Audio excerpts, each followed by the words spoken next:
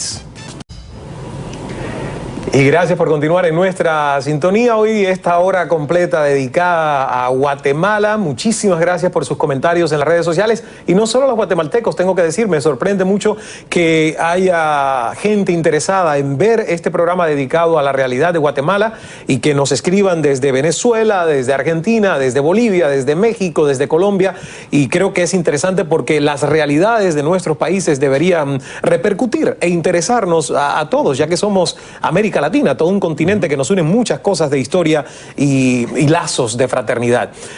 Los rivales que usted, yo no sé por qué, a lo mejor, porque si está, digamos, en un 1.1, no debería preocuparles mucho. Sin embargo, estos ataques siempre surgen en las campañas y yo he escuchado que lo atacan, una por su inexperiencia política, ya usted lo explicó, que lo toma como algo a su favor, porque no es un político viciado, y otra porque usted ha vivido muchísimos años fuera del país, en Canadá, ocupándose de sus empresas mientras la realidad de Guatemala ha ido en su decursar. ¿Cuántos años vivió fuera del país, en Toronto, en Canadá? Más de 20 años, pero nunca he estado totalmente alejado de Guatemala porque la mayor parte de nuestros negocios siguen siendo en Guatemala y hoy día se viaja fácilmente de un país a otro. Claro. Además, con toda la tecnología en los últimos años, aún con más cercanía. El hecho de haber estado viviendo o estar radicado fuera no quiere decir que me he ido completamente del país, sino al contrario, y todavía hemos generado mucho empleo en Guatemala desde fuera. Nuestro enfoque sigue siendo ahí, aunque hemos crecido internacionalmente. Ahora eso es una fortaleza, porque me ha dado la oportunidad de ver lo que funciona y lo que no en otros países. Yo he participado siempre muy activamente en temas de política, no como político, sino como participante en foros, como participante en tipos de eventos donde se discute y se analiza y se estudia la situación de diferentes países. Pero eso que es digamos, algo que lo refuerza desde el punto de vista del exterior, ¿no cree que para mucha gente que tiene que decidir votar por usted sería una debilidad a la hora de decir, bueno, este señor conoce de realmente lo que yo vivo y padezco como clase media, como pueblo? Bueno, creo que la conozco también como cualquiera de los otros candidatos, porque una de las características que hay en el país es que la mayoría de la gente vive en su propio círculo y no salen de él. Pero la verdadera cosa que el guatemalteco ya está cansado es de lo mismo y lo mismo y lo mismo y las mismas promesas y la misma gente. Dicen que para poder limpiar la mesa se necesita un trapo limpio.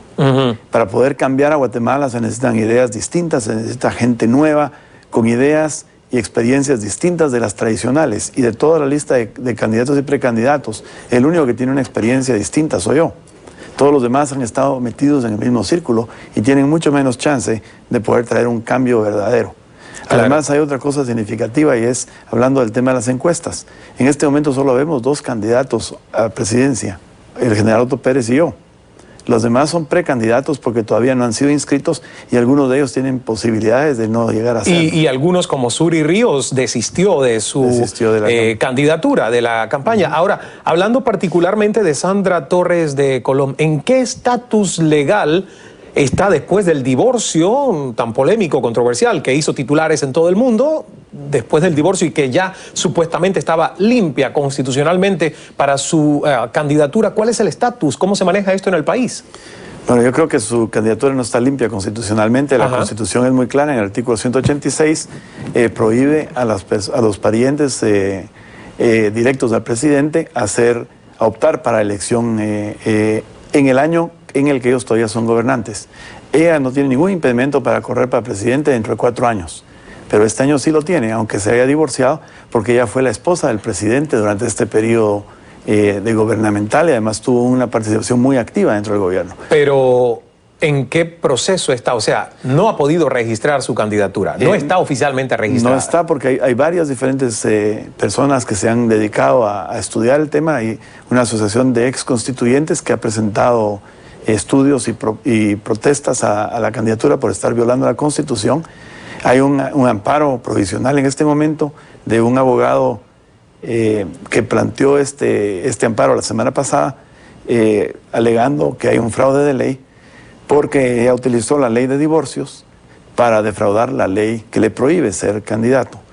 Hay otra impugnación por su hermana Gloria Torres a la asamblea del Partido UNE, O sea, la candidatura de ella está bastante incierta. Ahora no voy a ser yo el que la va a decidir. Esto tiene que seguir el proceso legal, va a pasar por el Tribunal Supremo Electoral, la Corte Suprema, la Corte de Constitucionalidad, y eventualmente se va a dirimir. Y se va a tener que decidir rápido porque el 11 de julio se cierran las inscripciones y si no logra resolver su problema para entonces, existe una buena posibilidad de que no corra. Vamos a hacer una pausa, nos tenemos que ir a publicidad y hay muchísimos comentarios. Hay uno que particularmente, y lo voy a leer porque usted estaba diciendo que en Guatemala la gente está cansada de que se hable y es momento de acción. Y esto no tiene nada que ver con usted, pero generaliza, dice HKno 7. Los políticos acá en Guatemala son como los payasos. O te asustan o te dan risa. Con esa frase nos vamos. Hacemos una pausa y regresamos enseguida. Ya actualizados, continuamos con Juan Gutiérrez. Usted hablaba de su fórmula de binomio presidencial, Carlos Zúñiga, también con experiencia empresarial como copiloto de la fórmula, candidato a la vicepresidencia, pero esa no fue su primera opción, porque yo tengo entendido que usted, por ejemplo, le ofreció ser su compañera de fórmula a Suri Ríos. Entonces, Carlos Zúñiga, ¿en qué lugar llegó a ser el nominado para su fórmula presidencial? ¿Y por qué Suri Ríos no aceptó o no negociaron bien el acuerdo? Bueno, en el proceso de seleccionar quién va a ser el compañero del binomio, obviamente hay que hacer una evaluación de todas las diferentes opciones, las fortalezas, debilidades de cada uno. Hablamos con varias personas, no solo con Suri y con Carlos, hablamos con varias personas, pero finalmente la decisión fue de invitar a Carlos Zúñiga y la misma razón por la que lo invité fue la razón por la que él aceptó, y es porque él y yo somos muy compatibles, porque tenemos experiencias similares, pero más que eso, tenemos la misma visión, la necesidad y la importancia de enfocarnos en el desarrollo económico, en la generación de empleo, en combatir la pobreza en sus raíces, además de, por supuesto, combatir todo lo demás. Y como somos muy compatibles, tenemos experiencias similares, y él sobre todo una experiencia sumamente grande en el campo del agro. Él ha vivido los últimos 30 años caminando prácticamente por todo el país, vendiendo agroquímicos y de asistencia y produciendo el mismo vegetales y otras cosas, ganado. Toda esa experiencia él la puede transmitir a los productores, y él se va a encargar precisamente de todos los programas de desarrollo agrícola y de desarrollo económico, y eso me va a dar a mí la oportunidad de poder concentrarme en los otros problemas de la nación. O sea, vamos a trabajar realmente como un equipo, como estamos acostumbrados a hacerlo en nuestras empresas. ¿Y qué pasó con Suri Ríos? Bueno, ella tiene su propia carrera, sus propias... habría que preguntarle a ella qué es lo que ella piensa hacer. ¿Es cierto que ella aceptó la fórmula si iba ella de primera y usted de segundo, y usted no aceptó? No, nosotros tuvimos algunas conversaciones con ella y nunca llegamos a concretar nada. Pero como le digo, también consideramos otras personas. Finalmente nos decidimos por Carlos, y es la misma razón, como le decía, que él aceptó, y es porque hay esa compatibilidad, que es realmente lo que Guatemala necesita. Además, queremos una fórmula con gente fresca, que no tengamos la trayectoria y los compromisos ya adquiridos. Eso no quiere decir que no haya espacio en el gabinete y en el gobierno de ganar las elecciones para otras personas. Por supuesto, vamos a llegar a su momento donde se va a ir viendo eso. Pero nuestro enfoque primordial es a resolver problemas. Ya no podemos seguir hablando de los problemas, no podemos seguir como los políticos tradicionales dando vueltas y vueltas, hablando de lo mismo cada 4 años para ver cuándo logran ganar. Nosotros estamos en esto muy en serio. Si usted no gana en dentro de 4 años, ¿volvería a intentarlo? Nuestro plan de acción, nuestro plan de partido, de institucionalizar el partido, nuestra visión de Guatemala es de largo plazo. Nadie puede resolver los problemas de un país en 4 años. Eso es mentira. Ni lo puede resolver solo. Se necesita un equipo de trabajo, que es lo que nosotros sí tenemos. Y nuestra visión es de largo plazo. Obviamente vamos a hacer lo posible por ganar las elecciones, y de no hacer así, vamos a lograr una posición en la cual vamos a hacer verdaderamente una influencia positiva en los próximos 4 años, y vamos a seguir trabajando. Ganemos o no ganemos, no es un programa de 4 años, es de largo plazo. Bueno, si usted ya se está seriamente visualizando como próximo presidente, cuando regresemos de comerciales, yo quiero que me haga un análisis desde su punto de vista de la gestión del presidente Álvaro Colón durante su gobierno para Guatemala. Positivo, negativo. ¿Qué deja? ¿Qué borraría de sus gestiones? Vamos a hacer una última pausa para publicidad y ya regresamos.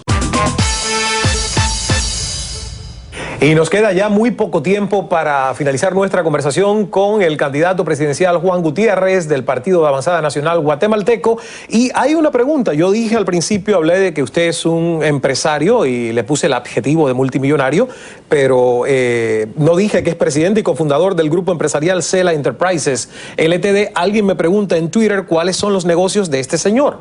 Y estábamos hablando que uno de sus negocios es muy famoso en Venezuela, que son Arturo's Chicken. ¿No? El negocio de pollos. ¿Qué otra cosa hace usted en sus empresas? La empresa nuestra es una empresa que está dedicada a los alimentos principalmente. Uno de nuestros principales negocios está en la producción de melón, honeydews, cantaloupes, como se llaman en Estados Unidos, para la vender en el mercado norteamericano, o sea, Canadá, Estados Unidos. Producimos en Centroamérica, exportamos y distribuimos acá. Tenemos otras inversiones, tenemos una distribuidora de alimentos en Canadá para vender alimentos hispanos de diferentes orígenes. Estamos dedicados al tema de los alimentos principalmente, aunque tenemos otras inversiones. Nos queda claro, entonces, y respondo la pregunta de Alejo Nick. Y nos queda muy poco tiempo. Quiero que en un minuto aproximadamente usted me diga su balance de la gestión del presidente Álvaro Colom. Lo rescatable, ¿dónde erró? Bueno, creo que lo que hay que evaluar es los resultados. Es ahí donde se debe ver. Y los resultados son 4 años, casi 4 años después, todavía falta medio año para terminar su periodo. Lo que hay es un nivel de pobreza mucho más intenso. La desnutrición ha subido, el desempleo ha subido. La criminalidad de todos niveles, desde crimen común hasta narcotráfico y crimen organizado, han subido. El país no ha progresado. Es necesario ya que Guatemala cambie, si no vamos a cambiar. Y vamos a aprovechar este mensaje final, señor Gutiérrez, a nuestra audiencia como la última palabra de esta hora. Bueno, si no cambiamos de dirección, si no empezamos a hacer las cosas de una forma distinta, no vamos a progresar. El enfoque del gobierno debe ser un enfoque productivo, o sea, generación de empleo y desarrollo, combate serio y con fuerza y con determinación a la violencia y la criminalidad, no solo pegando gritos, sino tomando medidas concretas, coordinando y colaborando con nuestros vecinos. Y también tenemos obviamente que atacar todos los demás temas. Lo más importante es que los guatemaltecos este año, el 11 de septiembre, seamos muy responsables en el voto, y eso es lo que yo le pido a todos los guatemaltecos cuando voy alrededor del país. Votemos responsablemente porque necesitamos un país mejor. No se diga más. Muchísimas gracias, señor Gutiérrez, y suerte en esta campaña presidencial. A ustedes gracias por la sintonía, recordándoles que el secreto del buen hablar es saber escuchar. Hasta la próxima.